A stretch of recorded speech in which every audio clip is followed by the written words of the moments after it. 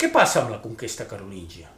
Hem vist claríssimament que el 732 s'atura la invasió de la Gàl·lia pels àrabs i en poc menys de 70 anys el regne franc és capaç de baixar fins al Pirineu, arriben fins a l'Albera.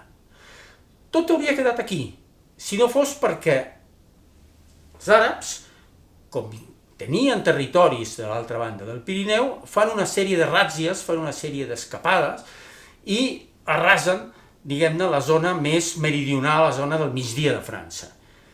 Ràpidament, les autoritats carolíngies, entre altres Carlemany,